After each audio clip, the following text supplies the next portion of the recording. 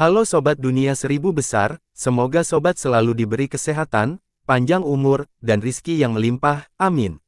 Sebelum masuk ke alur ceritanya, jangan lupa dukung channel ini ya dengan klik subscribe, like, komen, dan share, terima kasih. Mari kita lanjutkan perjalanan. Li Qiye perlahan-lahan menetes ke bawah darah saat pakaiannya compang camping. Tubuhnya juga hancur dengan tulang terlihat di banyak tempat dan daging hancur. Meski begitu, dia tetap mempertahankan postur bangga dan tegap. Situasi penguasaan pada zaman ini tampak tertindas, namun tidak. Dia berdiri di sana, bertekad dan bahkan santai, siap secara mental untuk saat ini. Kaisar tidak berkomentar. Untuk yang berlevel tinggi, mereka bisa melihat sedikit sambil melihatnya. Dia adalah eksistensi puncak, sesuatu yang mereka tuju. Jadi, akhir hidup lebih merupakan peringatan bagi mereka. Tidak peduli apakah dia orang baik atau jahat, pembelahan cahaya atau pejalan kaki kegelapan. Dari sudut pandangnya, prestasinya patut dihormati. Terlebih lagi, moralitas tidaklah hitam dan putih bagi mereka. Orang-orang mempunyai sudut pandang yang berbeda terhadap dunia. Dengan demikian, kematian makhluk tak terpecahkan ini melukiskan perasaan melankolis. Mereka sebenarnya tidak bersimpati terhadap kemalangannya, namun mereka melihat banyak hal dalam peristiwa ini, termasuk potensi akhir di masa depan. Mungkin kematiannya tidak akan sehebat dan mengejutkan seperti kematian Samsara, tapi itu akan terjadi. Waktunya untuk mengakhiri ini, kata Li Qiye. Dia sudah membunuh terlalu banyak orang, satu lagi saja sudah cukup. Ya, Samsara tersenyum, saya telah bersembunyi dan mengumpulkan kekuatan selama ini untuk mengalahkan surga yang tinggi. Tapi kenyataannya adalah menghindari kematian. Tapi sekarang, ketika kematian benar-benar ada di sini, tidak ada rasa takut dalam diriku. Samsara sadar bahwa kekalahannya sudah pasti. Dia tahu bahwa Li Qiye masih memiliki metode lain.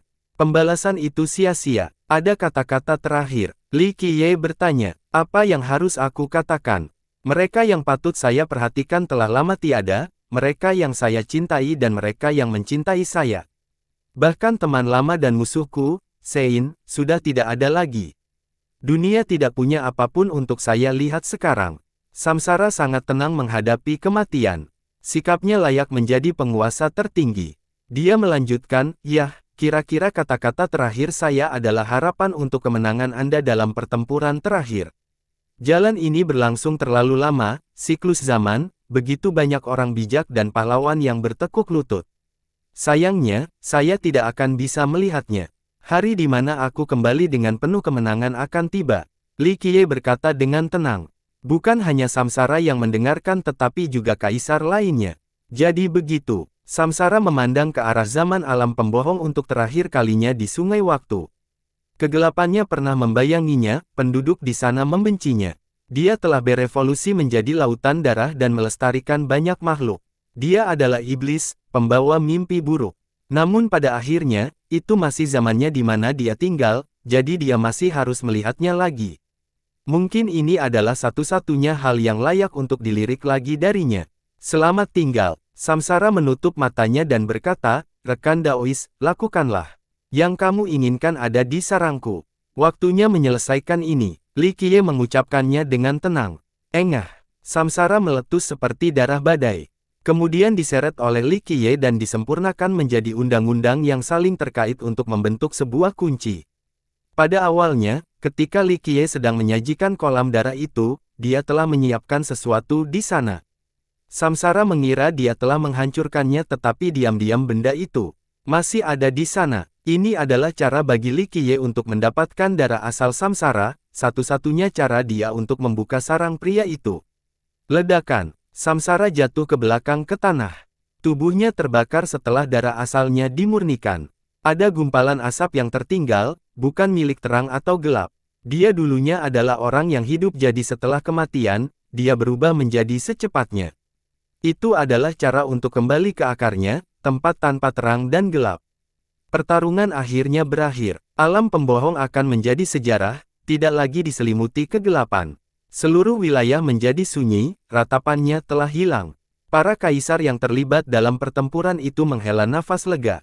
Ini jelas merupakan pertarungan terberat mereka karena satu langkah salah dan mereka akan berubah menjadi abu. Kaisar yang menyaksikannya juga tidak bisa berkata-kata. Pembantaian seorang kegelapan-kegelapan telah mengejutkan mereka, terutama kekuatan. Jika suatu saat, ketika kegelapan akhirnya datang, mereka hanya akan menjadi semut jika tidak bekerja sama.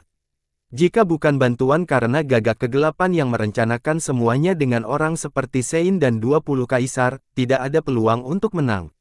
Kaisar seperti mereka bukanlah apa-apa di hadapan samsara, bahkan tidak cukup untuk menjadi pembuka makanan. Ledakan. Kembali ke sungai waktu, semua cahaya suci di zaman alam liar mulai terbang. Itu telah menghancurkan kegelapan dan menyatu sepenuhnya dengan beberapa waktu lalu. Namun, ia terkelupas dari zaman dan pergi. Gemuruh, menyebar dengan keras di sungai waktu. Cahaya itu berkumpul untuk membentuk hati Dao. Hati suci sekali lagi muncul di atas langit zaman alam pembohong. Itu memancarkan benang suci yang menjangkau semua orang.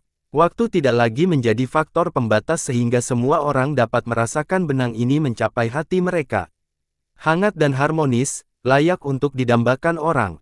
Jantung mulai berdetak dengan lambat.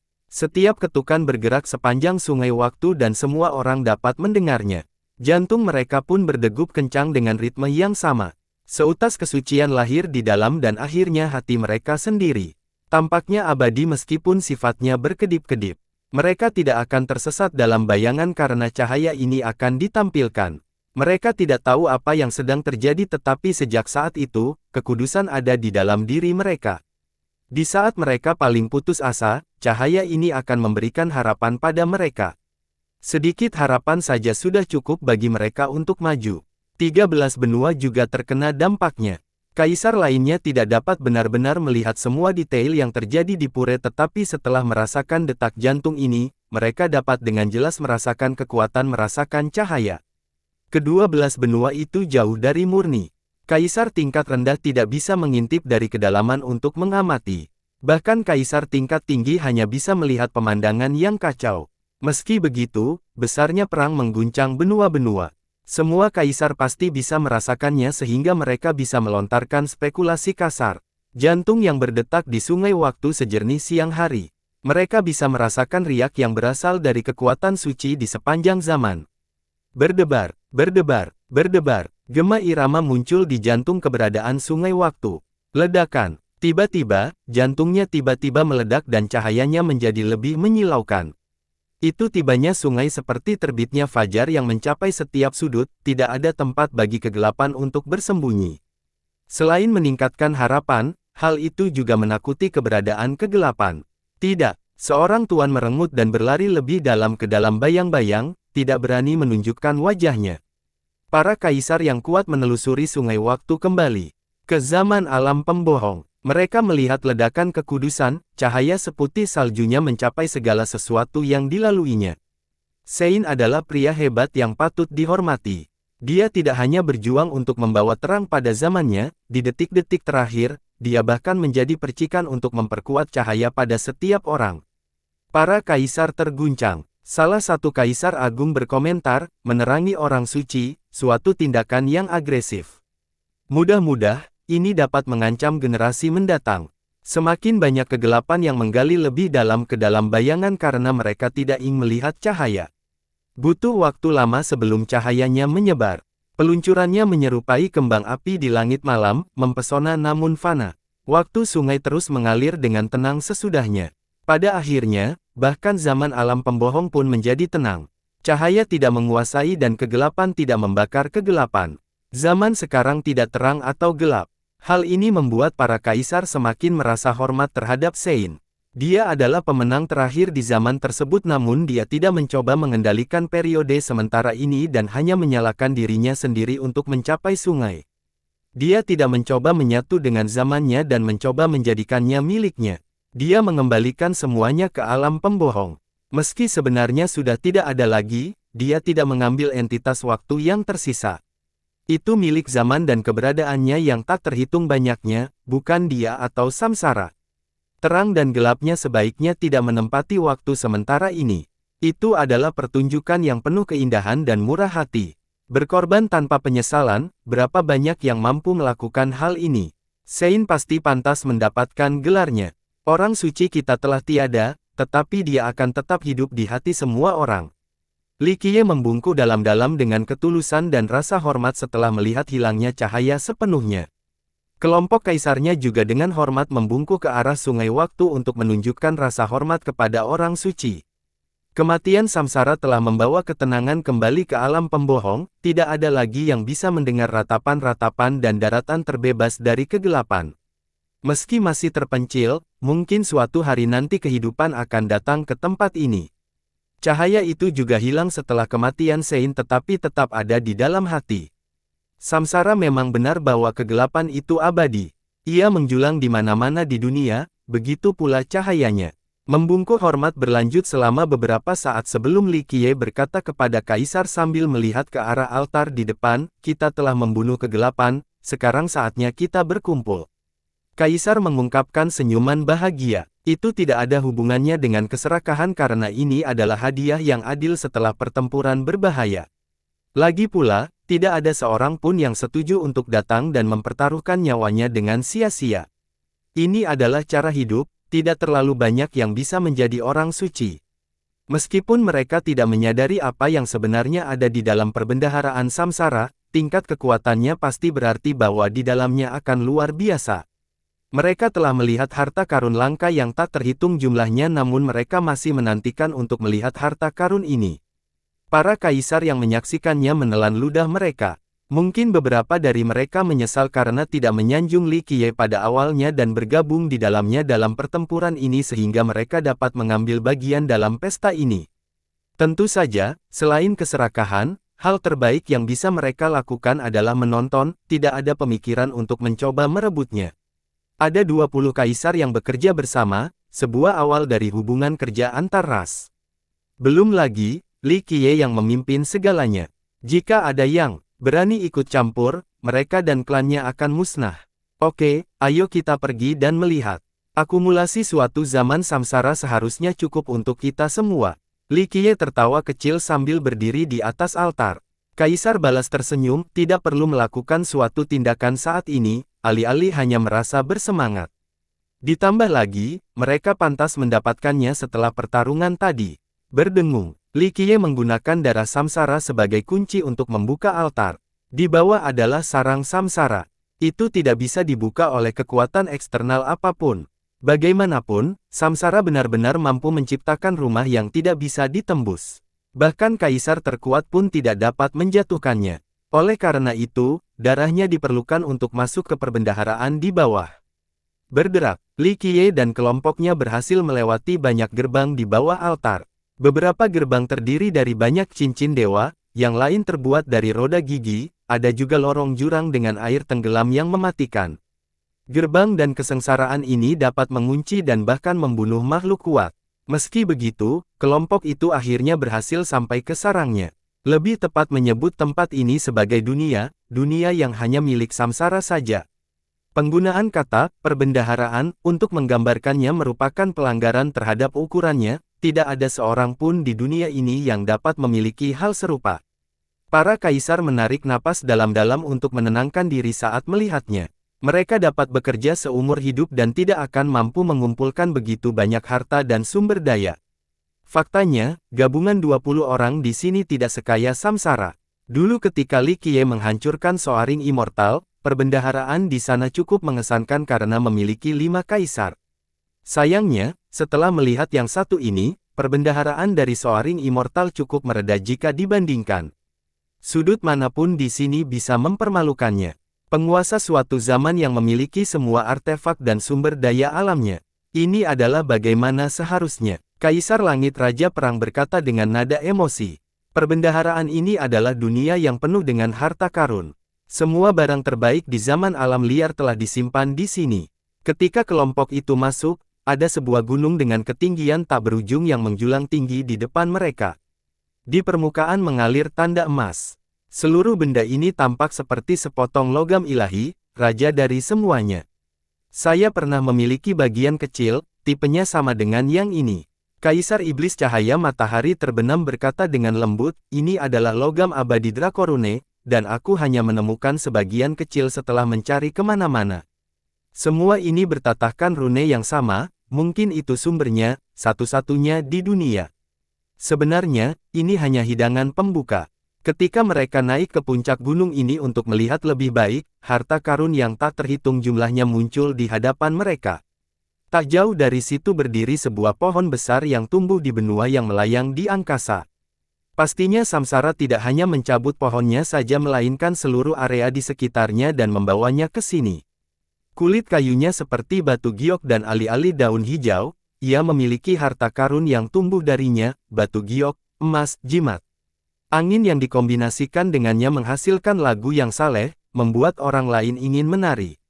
Pohon giok yang mistis. Sepertinya saya beruntung melihatnya hari ini, kata Raja Abadi Pencarian Surga dengan sentimental. Agak lebih jauh lagi ada sebuah danau besar yang bisa dianggap lautan. Namun pasirnya mengalir perlahan alih-alih udara, pemandangan emas yang cukup indah dan mempesona. Semua orang ingin mengambil segenggam pasir emas dari laut tersembunyi.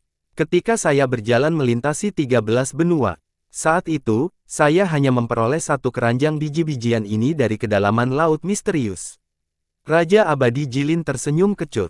Tentu saja, hanya sesuatu yang luar biasa ini yang cocok untuk seseorang tingkat samsara, penguasa suatu zaman. Ini tidak di luar dugaan semua orang. Hal yang paling mengejutkan bukanlah laut atau pohonnya, melainkan samsara yang telah menyegel matahari di dalam bendaharaan ini. Dering logam bergema di tempat ini dengan matahari yang dikurung oleh 9 hukum raksasa. Itu tidak menghasilkan sinar matahari yang halus kecuali sinar api keemasan, yang masing-masing mampu membakar dunia. Di kedalaman matahari ini terdapat cahaya yang sangat suci seolah-olah makhluk paling suci di dunia ada di sana. Terlepas dari apakah makhluk seperti itu ada atau tidak, matahari masih tersegel. Perjuangannya sia-sia. Ini adalah salah satu teknik terhebat samsara, yang mampu menyegel seluruh dunia. Para kaisar secara alami kagum dan saling melirik prestasi pamungkas ini. Hanya orang seperti Samsara yang bisa melakukannya. Biasanya, di mana dia menemukan matahari seperti ini, tidak banyak yang bisa mendapatkannya. Kaisar Abadi Buzan berkata dengan emosional setelah melihat dengan cermat. Itulah mengapa dia dikenal sebagai penguasa suatu zaman. Li Qiye terkekeh sebagai penjelasannya. Kelompok itu berhenti setelah satu putaran penuh. Mereka mendapat gambaran umum tentang perbendaharaan ini. Sungguh menakjubkan seperti dugaan mereka. Baiklah kawan, ini akan menjadi panen yang bagus dalam hidup kita, pesta yang luar biasa. Saya adalah seseorang yang tidak menganiaya mereka yang bekerja untuk saya, baik mereka dari 3 ras atau 100 ras, di sisiku, tidak perlu mengoceh tentang hal ini. Tindakan berbicaranya lebih keras daripada kata-kata, kata Li Qiye. Kaisar juga tidak menambahkan apapun. Yang dari 3 balapan semuanya masuk juga. Ditambah lagi, Dark Crow sudah diketahui memperlakukan para pengikutnya dengan baik. Setiap orang akan mendapat bagian hari ini, namun saya punya satu permintaan.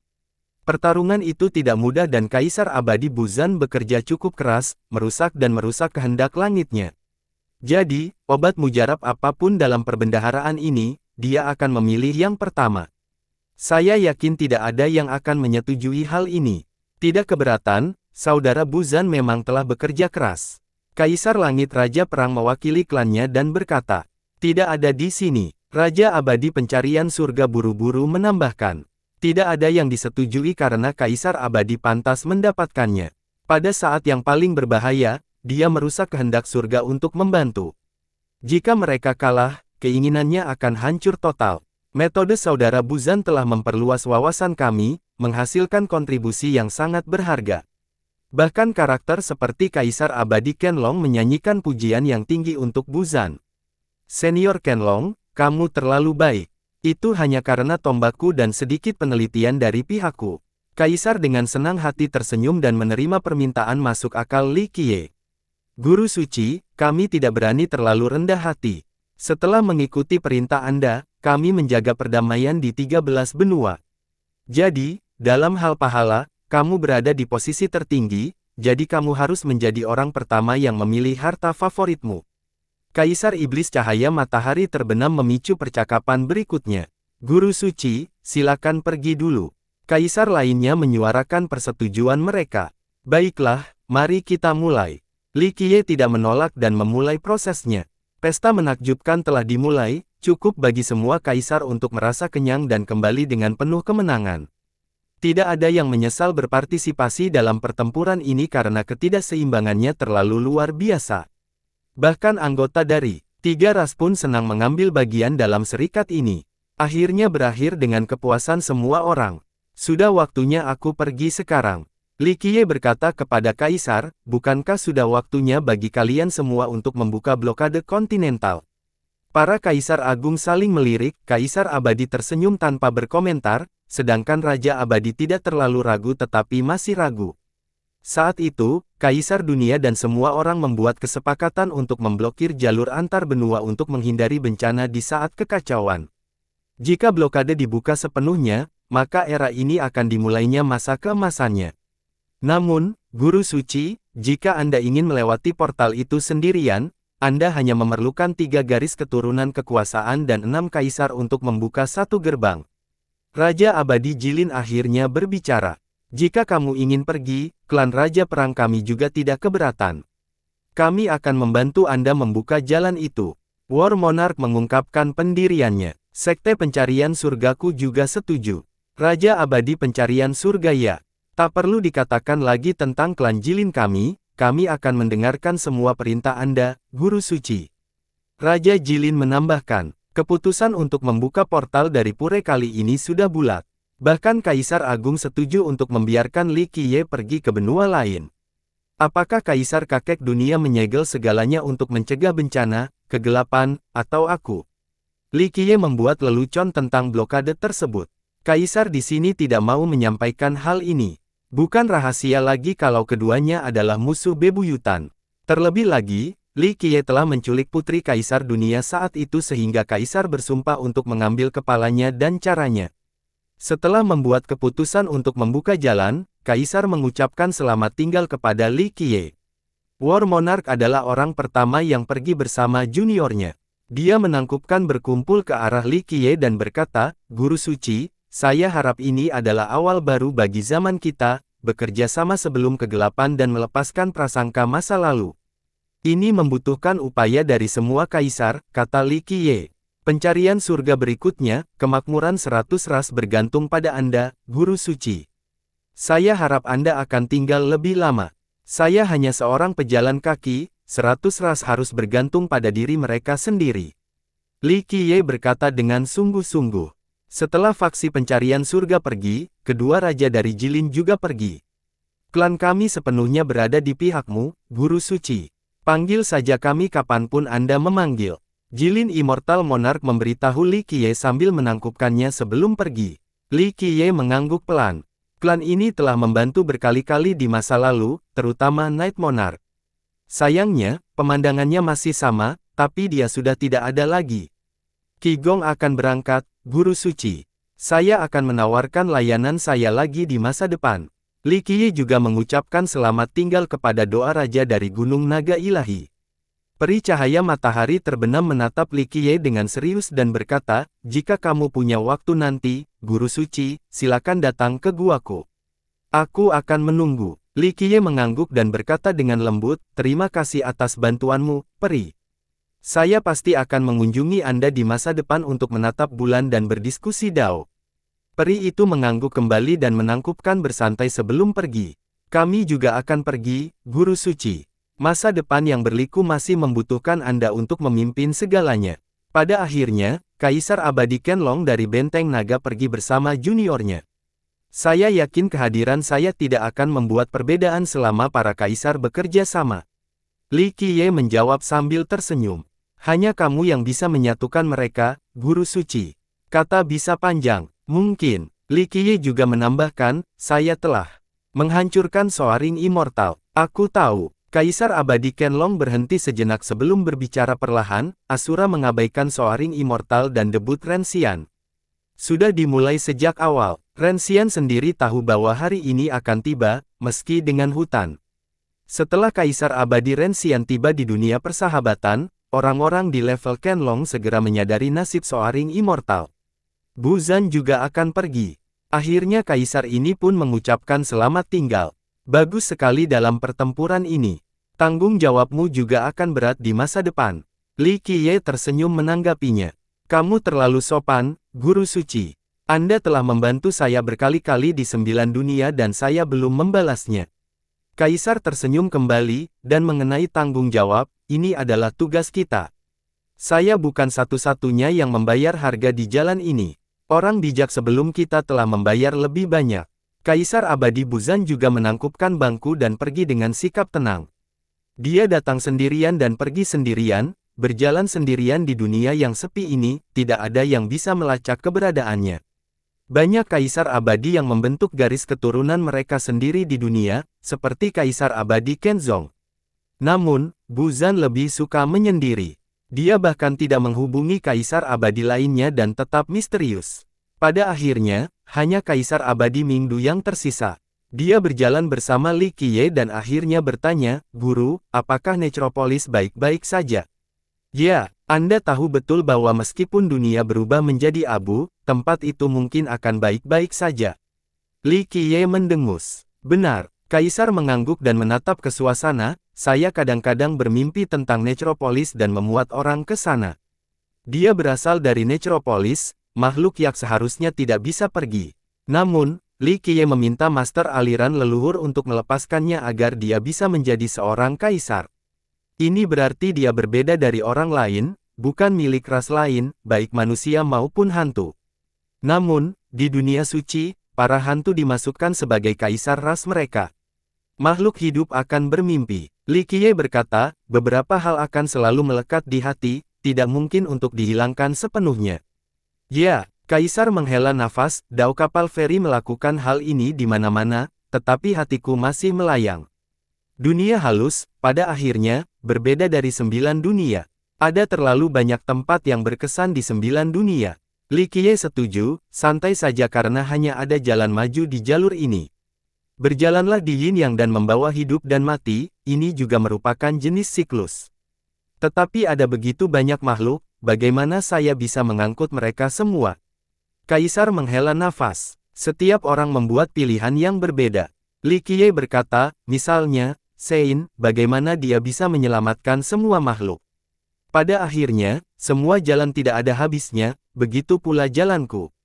Kaisar mengangguk, setiap kali saya khawatir, Anda akan datang untuk menunjukkan kepada saya, Guru. Dahulu ketika Li Qiye memohon demi Mingdu, dia berjanji tidak akan pernah mengajari Kaisar hukum atau teknik apapun. Namun demikian, dia mengajarkannya hal-hal lain yang tidak berhubungan dengan isyarat dan menunjukkan kepadanya jalan ke depan. Hati Daomu mengizinkanmu melakukan ini, mungkin suatu hari nanti, aku membutuhkanmu untuk mengantarku juga. Li Qiye juga menatap tajam ke bawah setelah bercanda. Tidak ada apapun di dunia ini yang tidak dapat Anda atasi, Guru. Ditambah lagi, kamu teliti dengan visi yang bagus, aku tidak perlu mengantarmu. Kaisar menenangkan kepalanya dengan ringan. Tidak ada yang bisa dijamin. Li Qiye berkata, segala sesuatu mungkin terjadi di masa depan, saya yakin dengan pertempuran terakhir tetapi Grand Dao penuh dengan perjuangan, jika tidak. Orang-orang sebelum kita tidak akan gagal. Saya hanya memikirkan kemungkinan terburuk, hari itu mungkin akan tiba. Kaisar menoleh dan akhirnya berkata, jika hari itu tiba, saya pasti akan melewatimu, Guru. Li Qiye menjawab dengan sentimental, saya tahu, dan saya merasa terhibur karena mengetahui bahwa selama dunia kita masih ada, Anda semua akan terus bekerja keras. Apakah Anda mempertaruhkan pertarungan terakhir, Guru? Mingdu bertanya sambil menatapnya. Dia menarik dan berkata, mungkin. Saya bisa mengatasi kekalahan dan kematian, tetapi kurangnya pengetahuan tentang akhir membuat saya bingung karena tidak ada seorang pun yang bisa kembali ke dunia sebelumnya. Guru, Anda pernah berkata bahwa selama langit dan bumi adalah hakimnya, segala sesuatu mungkin terjadi. Kata Kaisar, ya, hati adalah kekuatan terbesar, tapi dunia mungkin tidak mampu mengatasinya. Jika tidak, tidak akan ada siklus zaman dan ras yang dihancurkan. Pemandangannya berubah menjadi segala bentuk dan wujud, namun pada akhirnya, hati tetap menguasai segalanya, kata Li Qiye. Jadi kamu masih belum bisa melepaskannya, Guru. Mingdu memahami sudut pandang Li Qiye. Li Qiye berkata, meskipun saya telah menanam benih dan bekerja keras untuk masa depan, saya tidak tahu akan berkembang menjadi apa. Kaisar diam-diam mendengarkan. Makhluk di level mereka memiliki perspektifnya sendiri. Tidak ada sesuatu pun di dunia ini yang bisa lepas dari keinginan hati. Cahaya abadi dan kegelapan abadi, mereka ada karena suatu alasan dan tidak muncul begitu saja, melainkan berasal dari hati. Li Qiye melanjutkan, seperti Sein dan Samsara, Sein tidak menjadi terang tanpa alasan dan sama dengan Samsara sebagai asal mula kegelapan, semuanya dipengaruhi oleh karma dan hati manusia. Untuk melihat kegelapan dari terang dan terang dari kegelapan, mungkin ini berasal dari cuaca buruk atau ketakutan akan kematian, tapi itu tetap tergantung pada keinginan orang-orang. Ada banyak hal yang kamu pikirkan, kata Mingdu. Li Qiye dengan lembut menjawab, saya memiliki keyakinan pada diri saya sendiri dan masa depan, tetapi tidak pada hati orang lain. Benih yang saya tanam belum tentu menentukan hasilnya. Saya jauh lebih optimis. Guru, Anda telah bekerja keras selama banyak era, pasti bunga Anda akan sesuai dengan keinginan Anda. Mingdu berkata dengan serius. Tidak ada yang pasti sampai pertarungan terakhir, bunga mana yang akan mekar. Sayangnya, aku punya tekad dan pantang menyerah, tapi aku tidak punya kendali atas hati orang lain. Li Qiye dengan lembut menenangkan. Mingdu setuju, kamu benar. Meskipun kematian tidak bisa dihindari, tidak ada yang lebih permanen daripada hati manusia. Itulah mengapa kita tidak bisa menyelamatkan semua orang, Sein tidak bisa membuat semua orang menjadi baik, dan Samsara tidak bisa membuat semua orang menjadi kegelapan. Itu adalah sesuatu yang tidak akan pernah bisa kita capai terlepas dari kekuatan kita. Satu-satunya hal dalam kemampuan kita adalah menunjukkan jalan menuju dunia ini, dunia yang memiliki secercah harapan, itu saja. Li Qiye berkata dalam-dalam. Kaisar abadi Mingdu akhirnya pergi, meninggalkan Li Qiye sendirian di dunia yang kosong ini. Dia akhirnya pergi juga tetapi meninggalkan komentar sedih, selamat tinggal, Samsara. Benar sekali, kegelapan tidak akan pernah bisa dipadamkan oleh siapapun, tapi jangan lupa, terang juga abadi, selamat tinggal untukmu juga, Sein. Semoga keinginanmu menjadi kenyataan. Dengan ini, dia berbalik dan meninggalkan altar. Semua mata tertuju padanya, penuh rasa hormat, tidak ada satupun hembusan napas keras yang terdengar. Setelah melihat kepergian kaisar satu demi satu, semua penonton di luar alam gemetar-gemetar. Meskipun para ahli biasa tidak cukup kuat untuk menyaksikan pertempuran tersebut, mereka sadar bahwa kaisar dari semua ras terlibat. Di dunia ini, siapa yang punya reputasi cukup untuk mengundang 20 kaisar? Meskipun para pemiliknya tidak mengetahui siapa Li Qiye, peristiwa hari ini merupakan indikasi pengaruhnya. Ini adalah kekuasaan tertinggi, yang dihormati oleh para kaisar. Ini sudah lebih dari cukup, tidak ada seorang pun yang berani mengorek atau membicarakan identitas asli Li Qiye. Secara keseluruhan, beberapa dewa tertinggi dan leluhur lama telah mendengar beberapa legenda atau mendengarkan kaisar mereka. Hal ini memungkinkan mereka untuk menebak dengan baik tentang identitasnya. Tentu saja, mereka tidak akan memanas karena ini adalah topik yang tabu. Hanya orang-orang pada tingkat tertentu yang diperbolehkan menyentuh masalah ini. Mereka juga tidak menyimpulkan kemampuan yang menakutkan. Tak perlu membicarakan peristiwa masa lalu seperti Kaisar Hun, apa yang terjadi hari ini sudah lebih dari cukup. Berapa banyak orang di dunia ini yang berani menantang penguasa kegelapan? Tapi makhluk rahasia ini sebenarnya telah meratakan salah satu dari mereka. Dunia harus gemetar di hadapan kekuasaan. Oleh karena itu, orang-orang ini tidak ingin memicu bencana-bencana sekte. Itu bahkan bisa membawa masalah bagi seluruh ras mereka, sehingga para dewa tertinggi tetap berhati-hati. Leluhur dan orang suci samsara liar telah menghilang sepanjang sungai waktu sehingga tirai alam liar tertutup bersama mereka. Sein gagal menyelamatkan zaman sementara samsara gagal mengatasi kegelapan. Ketika Li Qiye kembali ke abadi, semua orang berlutut dalam diam termasuk para tamu dan pekerja. Bahkan ada yang bergidik, terutama para ahli yang pernah mengulas Li Qiye sebelumnya. Mereka basah kuyup oleh keringat dan ketakutan. Jika Li Qiye menginginkan nyawa mereka, dia bahkan tidak perlu mengangkat satu jari pun. Hanya satu kata darinya dan orang-orang akan dengan senang hati membantu. Bangkit, Li Qiye mewakili lengan bajunya dan kembali ke puncaknya. Putri Jilin dan yang lainnya berdiri di dalam tetapi mereka tidak dapat berbicara sama sekali, bahkan putri yang telah menghabiskan begitu banyak waktu bersamanya. Banyak kata tetapi semuanya luput dari perhatiannya. Masa depan mengharuskan kalian semua, teruslah mempertahankannya. Li Qiye menamparkan nepuk rambut lemutnya dan berkata, kamu mempunyai potensi yang tak terbatas tetapi kamu harus menjadi orang yang meninggikan dirimu sendiri. Aku akan mengukir kata-katamu dalam pikiranku, bangsawan muda. Kata sang putri, menyadari bahwa Li Qiye ingin pergi. Pada akhirnya, mereka tidak berasal dari dunia yang sama. Dunianya terlalu luas dan dia hanya bisa memandangnya, setidaknya untuk saat ini. Klan Jilin telah menghasilkan bakat yang luar biasa. Li Qiye mengangguk setuju dan tersenyum. Apakah aku akan bertemu denganmu lagi? Sang putri tetap bertanya meski memahami penjelasannya karena ketidaksesuaian antara kemampuan mereka. Jika itu memang diperlukan, Li Qiye terkekeh, jalannya panjang, ikuti saja kata hatimu dan lihat seberapa jauh kamu bisa melangkah. Masa depan penuh dengan kemungkinan, jadi Anda mungkin bisa mencapai tujuan Anda. Jadi begitu, sang putri mengangguk dengan tekad baru di hatinya. Sedangkan si Hunlin, dia hanya membungkuk dalam-dalam. Bertemu seseorang seperti Li Qiye adalah suatu kehormatan dan kekayaan tertinggi. Bahkan Wu Qi yang riang pun merasa lututnya lemas karena percakapan sebelumnya dengan pria yang dianggapnya kasar. Dia bahkan menemukan saudara laki-laki, tetapi leluhurnya, kaisar dari Benteng Naga, masih mengambil peran sebagai junior. Itu merupakan rasa tidak hormat yang besar sehingga jika nenek moyangnya mengetahuinya, hukuman berat menantinya. Itu sebabnya kulitnya kesemutan saat membayangkan potensi masa depan dan pelajaran berat. Hai, saat Li Qiye hendak pergi, Wu Fengying yang pendiam berteriak. Sekali lagi, namaku Li Qiye, bukan Hei. Li Qiye berbalik dan berkata, apakah kamu benar-benar pergi begitu saja? Matanya tertuju padanya saat dia membutuhkan waktu beberapa saat sebelum bertanya.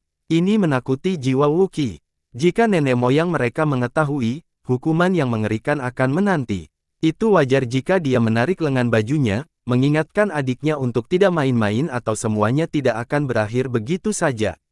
Namun Feng Ying mengabaikan isyarat ini dan terus menatap matanya selebar mungkin. Bagaimana lagi aku akan pergi? Li Qiye bercanda pada gadis yang marah itu. Tiba-tiba, Feng Ying tiba-tiba mengumpulkan keberanian entah dari mana dan meraih bagian belakang kepalanya sebelum memaksa menciumnya. Tentu saja, menciumnya kaku dan tegang meskipun usahanya bersifat agresif. Anggota kelompok lainnya terkejut dengan perkembangan mendadak ini dan tidak bisa tenang sama sekali. Dia akhirnya melepaskannya dan menjadi sangat malu. Dia mundur memilih, tersipu dan tidak tahu di mana harus meletakkan tangannya. Keberanian sebelumnya telah hilang dan dia menghadapi akibatnya. Aku korbannya di sini, jadi kenapa kamu malu? Li Qiye menenangkan dan berkata. Dia menutupi kepalanya seperti seorang gadis kecil, tidak lagi berani dan garang seperti sebelumnya, suatu kontras yang mencolok. Kelompok itu berpikir bahwa Feng Ying adalah wanita paling berani yang pernah mereka temui. Selamat tinggal, gadis kecil. Pada akhirnya, Li Qiye dengan lembut mencium kepala sang putri. Dia kemudian menghilang ke cakrawala dengan senyuman di wajahnya.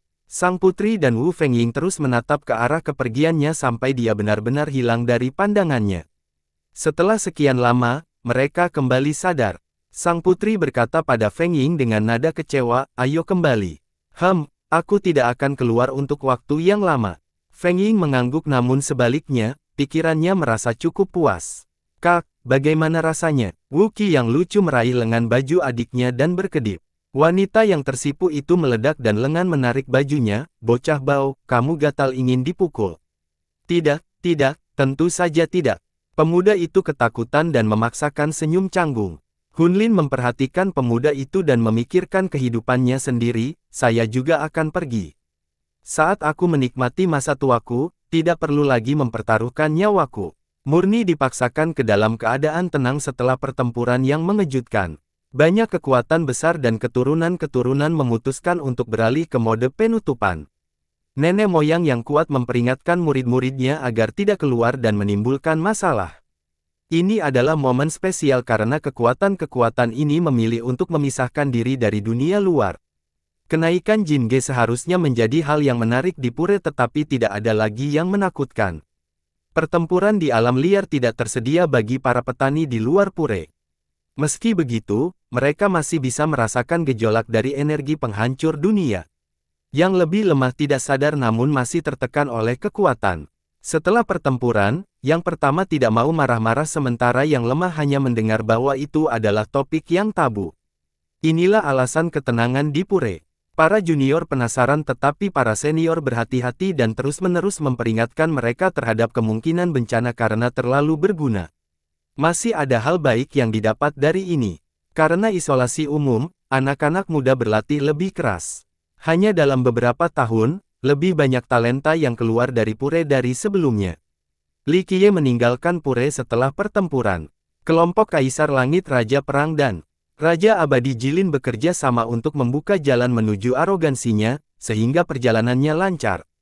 Ada alasan untuk memilih arogansi. Itu adalah surga dan memiliki populasi terbesar dari 100 ras di 13 benua. Mereka sudah lama berada di sini. Jadi, ras ketiga tersebut tampak lebih lemah jika dibandingkan di negeri ini. Alasan kemakmurannya adalah karena orang bijak kuno, tapi tentu saja, penyumbang terbesarnya adalah Kaisar Abadi Jiaohang.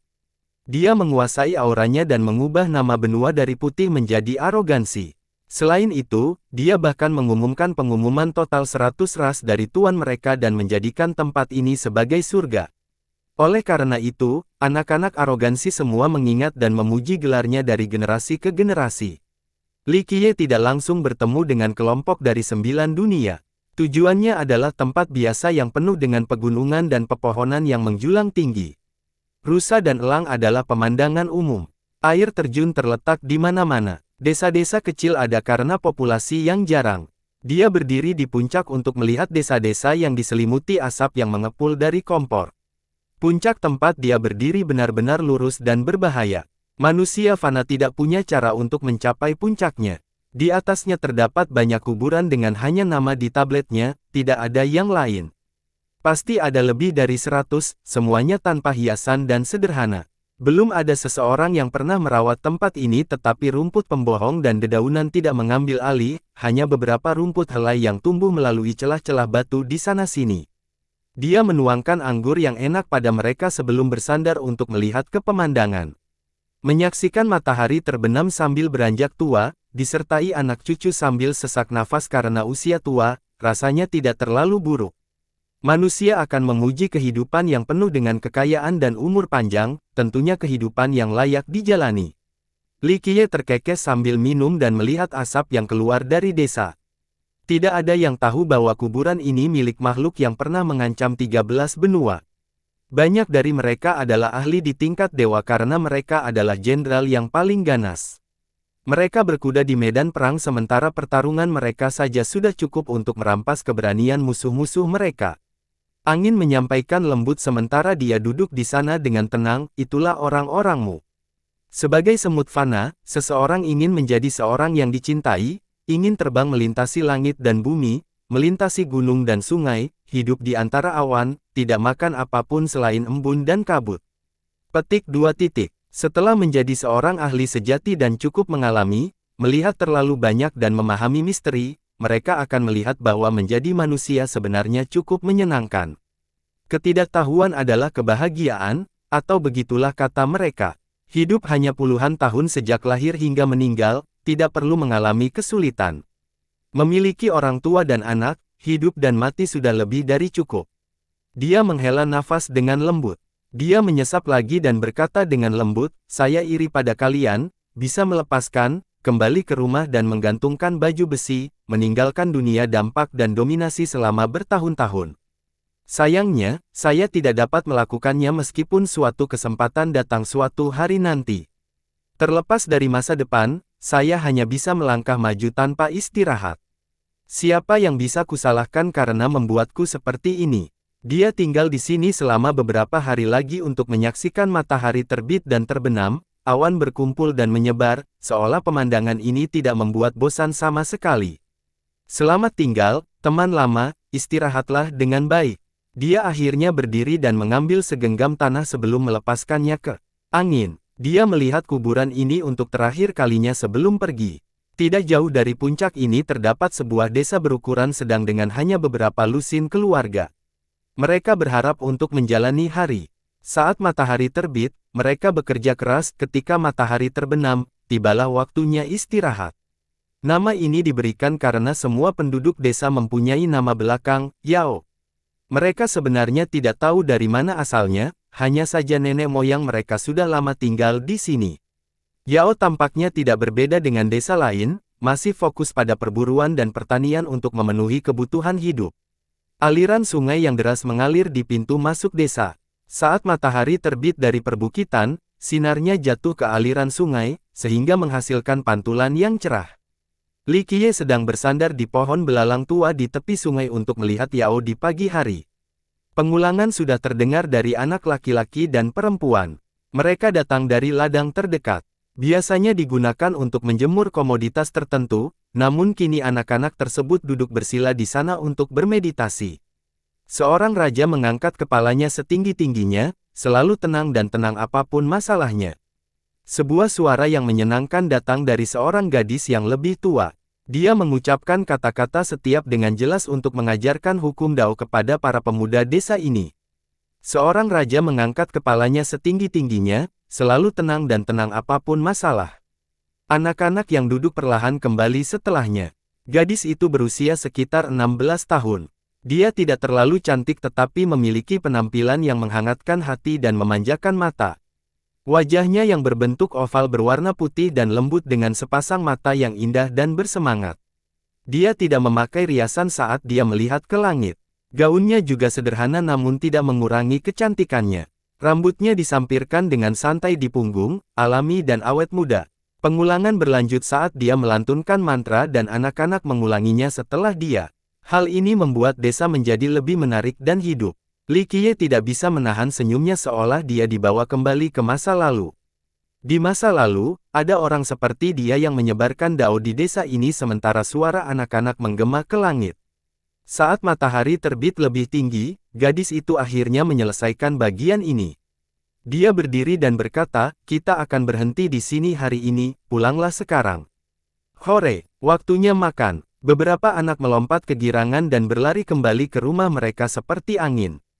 "Kak Ting, kapan kamu akan mengajarkan kami keterampilan nyata, sehingga kami bisa terbang seperti kamu?"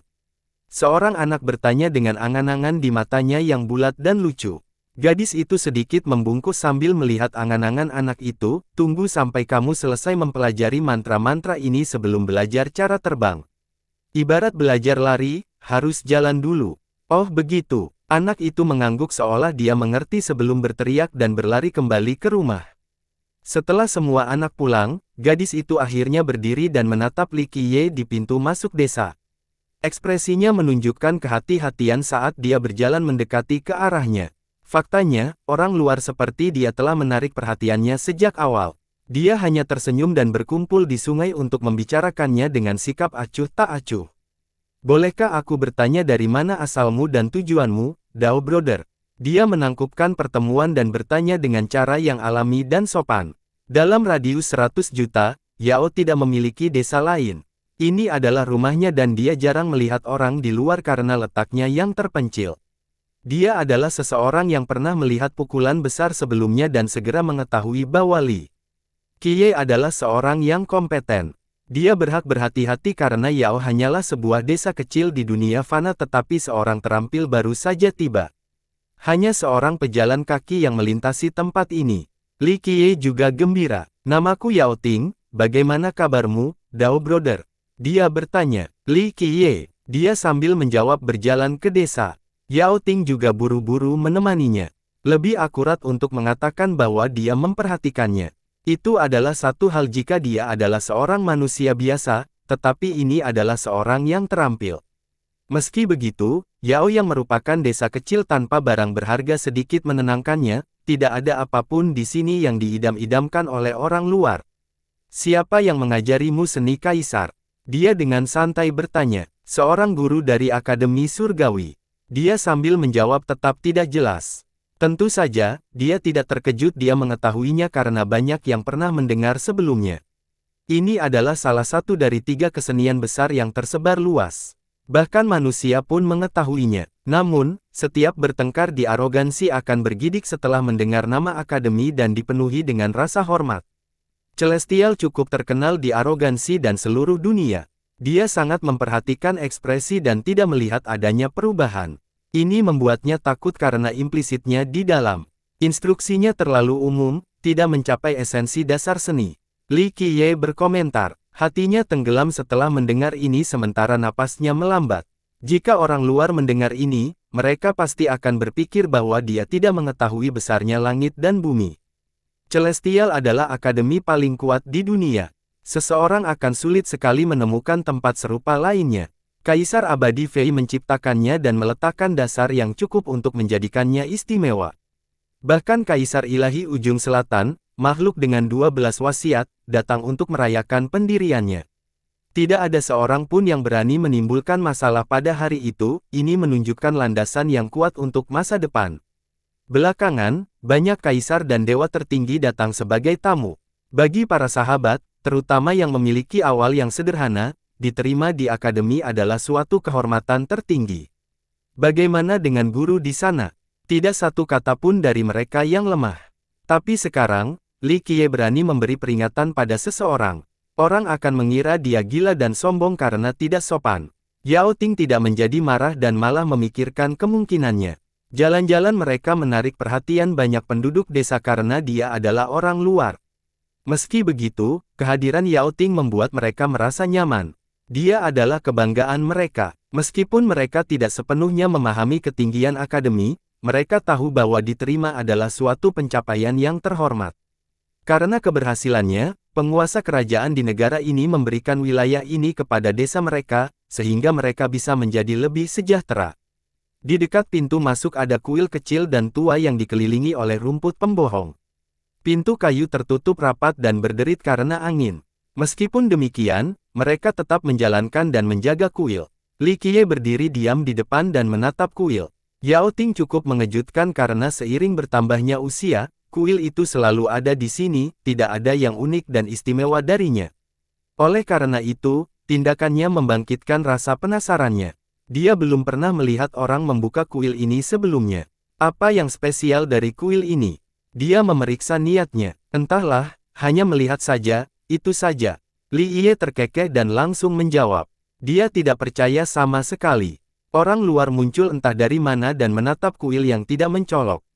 Sejak saya masih muda, belum ada seorang pun yang membuka kuil itu sebelumnya. Kami penduduk desa tidak tahu apa yang ada di dalamnya. Dia melanjutkan tesnya. Tidak mengetahui adalah hal yang baik, semacam kebahagiaan.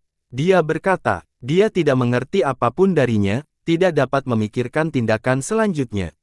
Bagaimana kamu masuk akademi? Dia akhirnya menarik dan bertanya dengan nada hambar.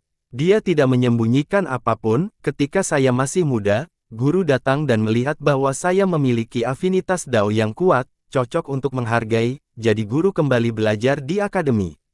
Beberapa saat berlalu sebelum dia menjawab, dunia adalah siklus yang tidak dapat dihindari dan tidak berubah, orang akan datang dan pergi, kembali dan pergi. Dia tidak tahu apa yang dia bicarakan. Dia tidak mengatakan apa-apa lagi dan hanya melirik kuil itu lagi sebelum pergi. Dia mengikutinya dan akhirnya bertanya, Dao pedalaman, apakah kamu ingin mengunjungi tempat tinggalku yang sederhana sebentar? Dia masih ingin memahami niatnya datang ke sini. Tidak perlu, kita akan bertemu lagi jika memang diperlukan. Li Qiye tersenyum dan menolak ajakannya sebelum melanjutkan. Tujuannya adalah mengawasinya untuk menghindari masalah yang tidak perlu dan dia pasti mengetahui hal ini.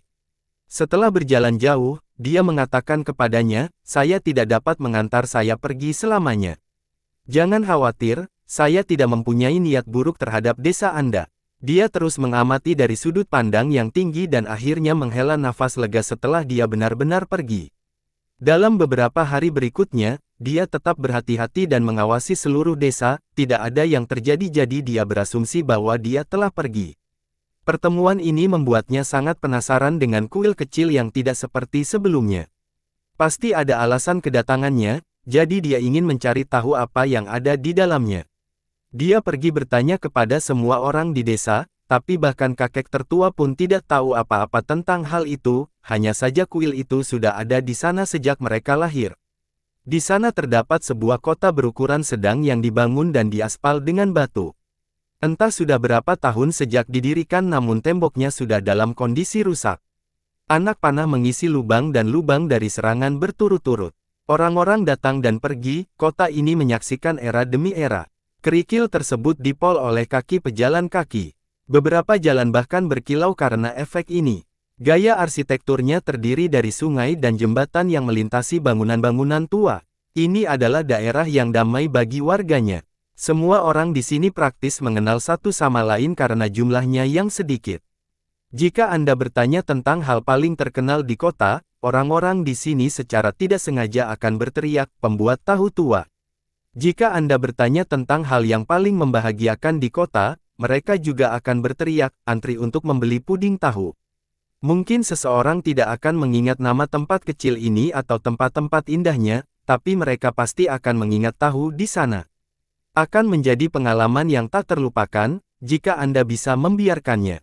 Warga di sini tidak bisa mengetahui apa lelaki tua itu, bahkan yang tertua di antara mereka pun tidak. Hanya ada satu kesan, puding tahunya.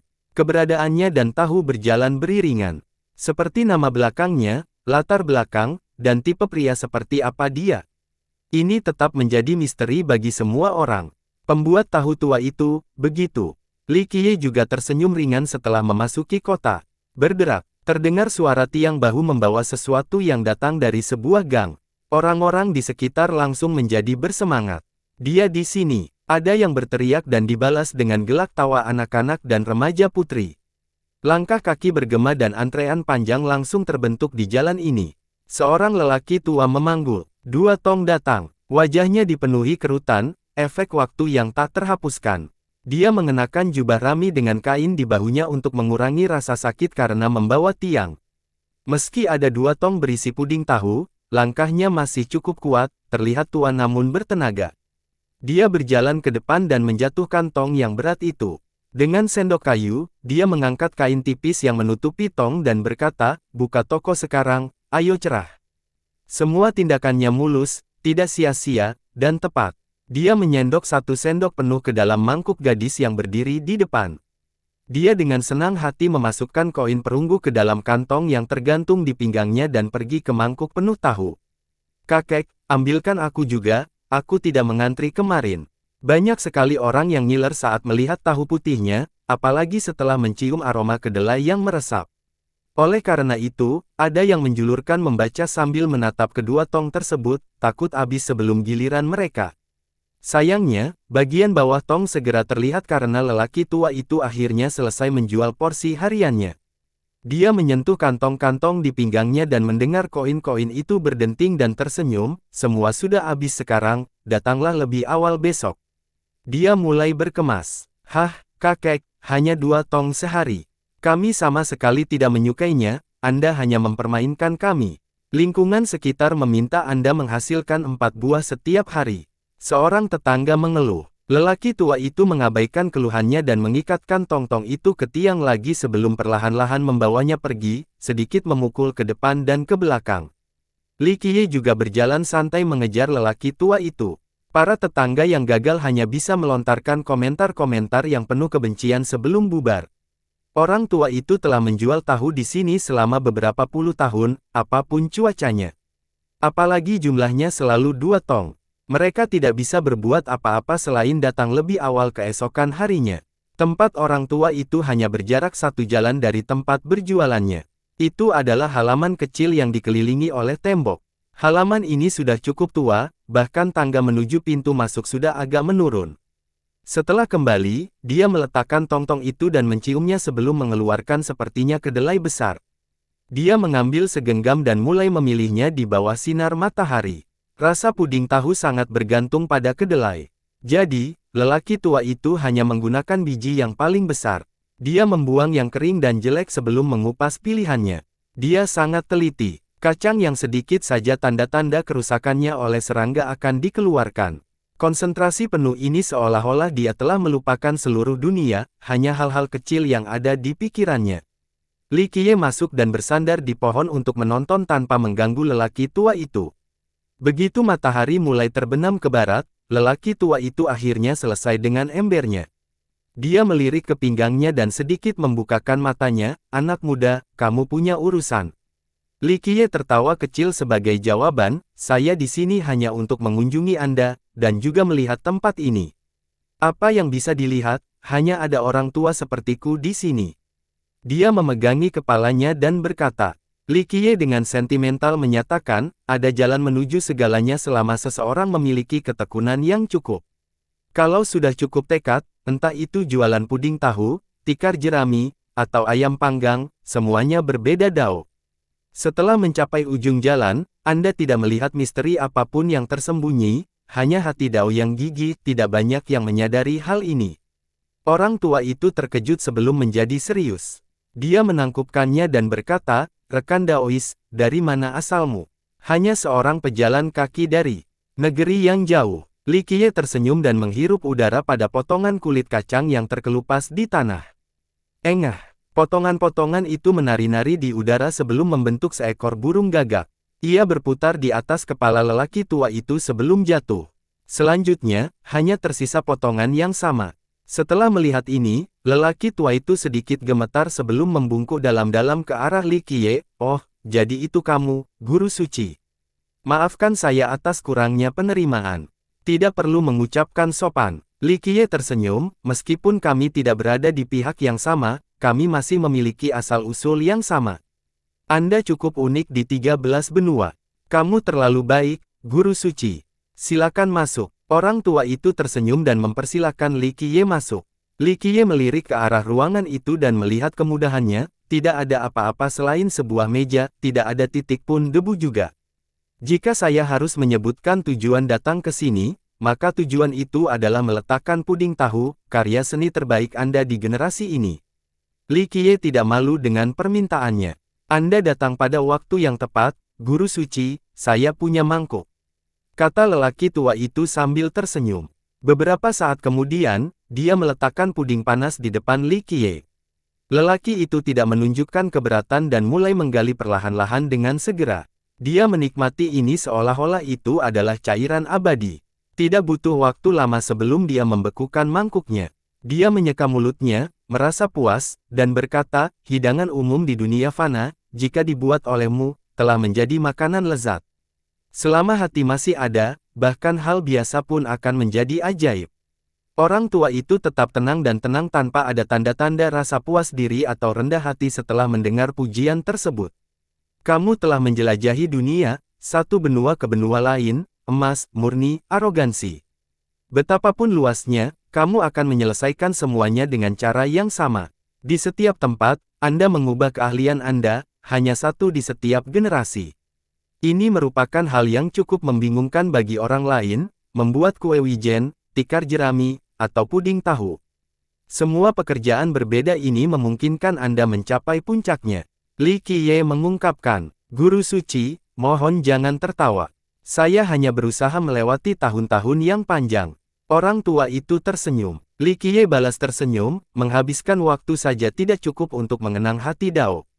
Hanya dengan benar-benar menjalani kehidupan barulah seseorang dapat mencapai puncak dari berbagai hal, masing-masing merupakan Dao besar dalam dirinya sendiri. Hanya melalui pengalaman seseorang dapat mengapresiasi dunia yang penuh warna. Orang tua itu berkata, saya tidak bisa sehebat Anda, bertekad untuk melewati masa-masa yang tak terhitung banyaknya. Saya hanyalah kerikil di zaman ini di dalam sungai waktu, hanya bergerak mengikuti arus dan merasakan pemandangan dunia yang unik. Tidak ada hal buruk tentang itu. Li Qiye terkekeh, meskipun kaisar ditakdirkan untuk menjadi hebat dan mencapai puncak, memiliki sudut pandang yang berbeda juga merupakan hal yang bagus. Namun, karena sebagian besar dari mereka tidak punya pilihan, takut dengan eksekusi surgawi, tidak berani melangkah ke dunia luar. Anda tidak perlu khawatir tentang hal ini sehingga Anda dapat menikmati kemakmuran, jadi ini memang jalan yang menakjubkan bagi seorang kaisar. Saya menyalahkan bakat saya yang kurang, tidak mampu mendominasi seperti rekan-rekan saya. Orang tua itu dengan rendah hati menjawab. Li Qiye terkekeh dan berpikir bahwa ruangan kecil ini adalah dunia lain, setidaknya bagi mata lelaki tua itu. Guru suci, bolehkah saya menanyakan tujuan kunjungan Anda? Lelaki tua itu dengan hormat bertanya sambil menangkupkan tangan. Jika ada hati Dao di dunia, ini yang cukup layak untuk saya nyalakan kembali di zaman kita, itu pasti milik Anda, tidak termasuk milik saya. Jadi, itulah tujuanku, apakah kamu percaya padaku? Li Qiye tidak bisa menahan senyumnya. Siapapun yang dapat memahaminya akan merasa takut, tetapi lelaki tua itu dengan lembut menenangkan kepalanya, diriku yang lemah tidak dapat dilihat olehmu. Menyalakanku juga akan memberikan efek yang terbatas, tidak akan mencapai hasil yang kamu inginkan. Li Qiye menjawab, saya hanya bercanda. Karena saya sudah berada di Arrogance dan Anda juga di sini, saya ingin melihat keajaiban dunia. Ini tentu saja setara dengan waktu saya. Orang tua itu menenangkannya lagi, kamu terlalu baik, guru suci. Saya hanya disuruh oleh surga, dao kecil ini tidak layak untuk disebutkan. Li Qiye membalasnya, surga jahat yang lama tidak pernah peduli pada siapapun dan bahkan jika mereka menginginkannya, hal itu tidak mungkin terjadi. Anda satu-satunya yang bisa melakukan ini, Anda telah mencapai keseimbangan dengan langit dan bumi, memungkinkan Anda untuk hidup. Sebagian karena kaisar lain juga menyukaiku. Orang tua itu berkata, mereka telah mengajari saya banyak hal. Kaisar ilahi ujung selatan, kaisar dunia, kaisar merah, dan beberapa orang lainnya telah mengajarkanku tentang kedalaman Grand Dao. Kamu terlalu rendah hati sekarang. Li Qiye tidak setuju, mereka tidak mengajarimu apapun, hanya ingin melihat misteri langit dan bumi pada dirimu, keseimbangan yang harmonis. Sayangnya, mereka tidak bisa menirunya. Mereka pasti sudah mencoba, mungkin nanti ada yang berhasil. Kata orang tua itu. Li Qiye menggelengkan kepalanya, terlalu sulit. Para kaisar dari 13 benua dan 9 dunia semuanya ingin mengambil langkah selanjutnya untuk mencapai puncak, sama dengan saya. Untuk mencapai level kita saat ini, kita semua telah berjuang melawan langit dan bumi, dan diri kita sendiri juga, tidak ada seorang pun yang benar-benar bisa bebas dari ambisi dan pemikiran. Beberapa kaisar bisa mencapai keadaan zen, melepaskan semua pikiran, tapi itu berarti mengambil langkah mundur untuk melompat lebih jauh. Keluarkan kamu, dia melanjutkan sambil menatap lelaki tua itu, setelah mencapai kondisi seimbang di Grand Dao, bahkan jika Anda tidak abadi, Anda pasti tidak jauh dari itu, tidak mengambil dari langit dan bumi dan tidak menghukum diri sendiri, itulah keseimbangan. Bagi manusia fana, jika dia bisa mencapai pola pikir ini, dia bisa hidup selama 100 tahun. Sedangkan bagi seorang kaisar seperti Anda, ini memberi Anda umur panjang dan perjalanan bebas di dunia tanpa ancaman eksekusi. Begitu banyak temanmu yang menginginkan ini, tapi tidak ada yang bisa melakukannya, kecuali kamu dan Mu Zuo. Namun, dia mengambil satu langkah lebih jauh dan mencapai rasa jelek. Bahkan surga yang jahat tidak menginginkannya, jadi dia tidak bisa mati bahkan jika dia menginginkannya. Grand Dao rekan Daois Mu Zuo patut dipuji. Orang tua itu berkata, saya beruntung bisa bertemu dengannya sebelumnya. Dalam hal Grand Dao, ini terlalu mendalam, bukan sesuatu yang bisa kita lakukan juga. Li Qiye tersenyum dan menenangkan, dia telah melangkah cukup jauh dalam daunnya, tempat yang belum pernah dicapai oleh siapapun sebelumnya. Namun, dia menunggu kematian saat Anda hidup, ada perbedaan mendasar. Ditambah lagi, kamu juga tidak ada bandingannya di jalanmu, semua kaisar lainnya telah gagal dalam mencoba meniru kamu. Ini bermuara pada rasa puas diri dan kurangnya ambisi saya. Orang tua itu berkata, kaisar tertinggi terlalu ambisius, cukup untuk memikul 12 kehendak surga dan kekuatan zaman. Itu juga bukan sesuatu yang bisa saya lakukan. Mendapatkan berarti kalah. Li Qiye dengan lembut menghela nafas, 12 kehendak surga memang bisa membuat seseorang mencapai puncak, tapi mendapatkan keuntungan untuk diri sendiri berarti mengambil dari dunia. Itu sebabnya eksekusi surgawi ada, tidak membiarkan mereka hidup selamanya. Mungkin memang seharusnya begitu. Saya cukup beruntung menjadi seperti ini sekarang. Kata orang tua itu, mana ada. Li Qiye tidak setuju lagi, langkah demi langkah untuk mencapai keinginan, perjuanganmu jauh melebihi orang lain. Jalan sulit menuju Dao tidak diketahui oleh mereka yang belum mengalaminya. Dunia hanya melihat kemuliaan para kaisar, bukan penderitaan dan usaha mereka. Orang tua itu berkata, dunia juga tidak mengetahui tindakan hebatmu, guru suci, namun kamu masih melindungi dunia ini secara diam-diam dalam bayang-bayang. Li Qiye menggelengkan kepalanya, tidak lama lagi, sudah menjadi tanggung jawab kaisar untuk melindunginya sekarang. Orang tua tidak terkejut mendengarnya. Dia dengan acuh tak acuh betnya, apa yang kamu minta dariku, Guru Suci? Selama memungkinkan, saya akan berusaha sebaik mungkin. Meskipun kami tidak berasal dari ras yang sama, perbuatan dan pencapaian Anda memerlukan bantuan kami. Tidak apa, Li Qiye berkata sebelumnya, yah, komentarku sebelumnya bukanlah lelucon sepenuhnya. Tentu saja, aku tidak akan menyalahkanmu, tidak sekarang. Namun ketika hari itu tiba di masa depan, Anda dapat meringankan dunia. Aku mengerti, kamu masih khawatir. Kata orang tua itu, khawatir adalah kata yang kuat, hanya saja saya harus melakukan apa yang saya bisa, itu saja. Li Qiye berkata, saya yakin hari itu tidak bisa dihindari, menurut Anda siapa yang akan bertahan atau goyah? Orang tua itu memikirkannya sebelum menjawab dengan hati-hati, saya terlalu lemah. Perspektif para kaisar jauh di luar jangkauan saya. Orang tua itu berhati-hati dengan kata-katanya karena dia juga tidak yakin. Jawabannya akan berdampak pada reputasi dan kehidupan mereka. Aku tidak menyalahkanmu. Ini sesuai dengan perkiraan Li Qiye, semua orang bisa goyah, tapi aku yakin bahwa hati Dao seseorang tidak akan menjadi milikmu. Saya menghargai kata-kata baik Anda. Orang tua itu buru-buru berkata. Li Qiye sambil melanjutkan ketenangannya, kata-kata yang baik. Tidak, aku mendorongmu menuju kematianmu. Anda tahu hal ini. Orang tua itu akhirnya bertanya, jika kematianku ada artinya, aku pasti tidak akan takut. Saya tahu Anda tidak akan takut, tidak seperti kaisar lainnya. Itu sebabnya aku di sini untuk membicarakanmu. Li Qiye mengangguk. Masalahnya adalah kesalahan saya yang lemah. Saya tidak akan bisa menghentikan ombak di masa depan. Hanya 12 kaisar yang bisa melakukannya. Kata orang tua itu, tidak ada yang bisa begitu yakin. Kekuasaan saja tidak berarti mereka bisa membawa kemakmuran bagi dunia. Sungguh, jika makhluk-makhluk top ini tidak menyakiti orang lain ketika hari itu tiba, mereka sudah sangat luar biasa. Mengenai apakah akan membayar harga demi orang lain, terlalu sulit untuk dikatakan dan diprediksi. Li Qiye berkata datar, saya yakin beberapa orang akan maju dan melindungi, seperti kaisar dunia.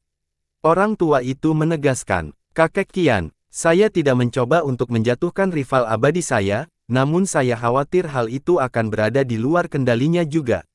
Li Qiye mendengus. Orang tua itu tidak menanggapi pesimisme Li Qiye. Perlu diingat bahwa kaisar dunia memiliki 12 surat wasiat dan bahkan persenjataan abadi sejati.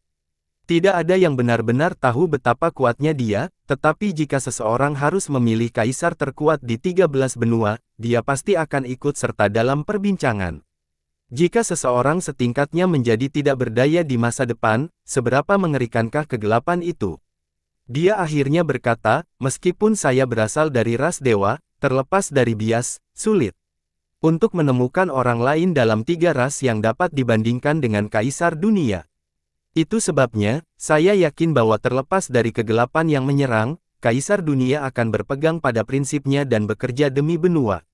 Dia tetap percaya diri dan mengutarakan apa yang ada dalam pikirannya meskipun mengetahui bahwa Li Qiye tidak cocok dengan kaisar dunia. Saya harap begitu. Li Qiye mengangguk tanpa membantah. Guru Suci, apa jalanmu? Apakah Anda ingin mengibarkan panji untuk mengumpulkan para kaisar untuk ekspedisi terakhir? Setelah permaisuri kembali, hasilnya kurang. 13 benua kembali tenang dan tidak ada orang lain yang melakukan ekspedisi, bahkan kaisar dunia atau kaisar merah. Itu akan terjadi, tapi tidak sekarang. Li Qiye berkata sambil menggelengkan kepalanya, ini adalah perang yang tiada taranya dan paling sulit bagi siapapun, aku tidak bisa memulai sembarangannya tanpa persiapan yang cukup. Hanya ada 6 ekspedisi di zaman ini. Begitu banyak kaisar dan orang bijak yang brilian telah memulai jalan ini, namun tidak pernah terdengar lagi. Benar, orang tua itu mengangguk, setelah Kaisar Abadi Qizhen memulai panggilannya, semua kaisar mulai berlatih sebelum berangkat. Itu hanya pelatihan. Li Qiye berkata, faktanya, waktu persiapan ekspedisi melebihi imajinasi Anda. Qizhen sudah memiliki ide ini sejak ide kelima Minren, bukan hanya karena iseng.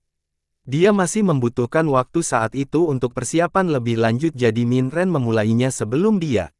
Orang tua itu menyadari kesulitannya meski tidak ikut serta. Setiap kaisar harus membayar mahal. Itu adalah perang yang panjang dan tidak ada waktu untuk istirahat. Tidak ada yang tahu siapa yang memulai ekspedisi pertama, hanya Kaisar Langit asal yang memulai ekspedisi kedua.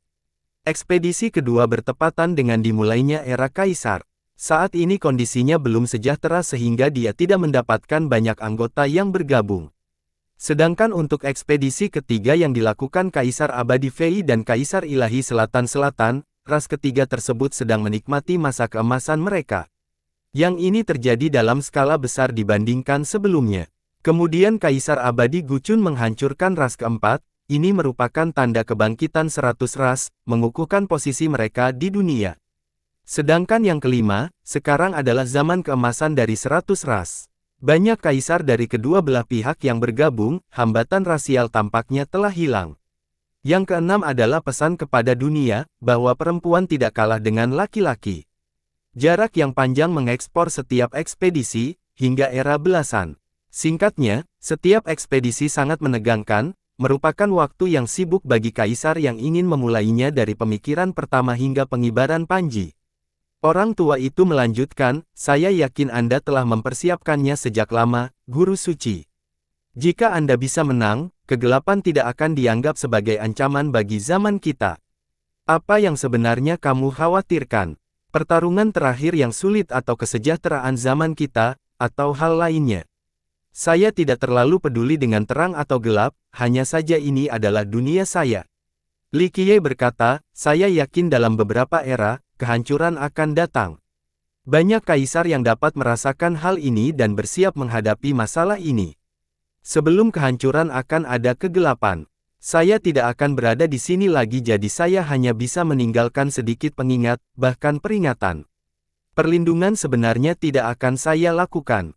Orang tua itu berhenti bertanya. Jika suatu hari nanti Li Qiye harus pergi, dia pasti punya alasan sendiri.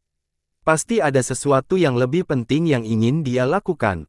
Mengenai lokasinya, dia tidak menanyakannya karena di luar levelnya. Saya akan melakukan yang terbaik.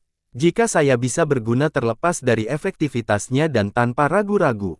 Guru Suci, saya tahu apa yang harus saya lakukan meskipun Anda tidak datang untuk bertanya kepada saya. Orang tua itu mengangguk dengan sungguh-sungguh. Aku tahu, sikap lelaki tua itu sesuai ekspektasinya. Orang tua itu menghela nafas dan berkata, ini adalah tanggung jawab kaisar. Peningkatan tersebut tidak hanya untuk tumbuh lebih kuat tetapi juga untuk mampu memikul tanggung jawab yang datang dengan kekuatan yang lebih besar. Kalau tidak, mereka yang mati di sepanjang perjalanan kenaikan kita akan sia-sia, baik teman maupun musuh.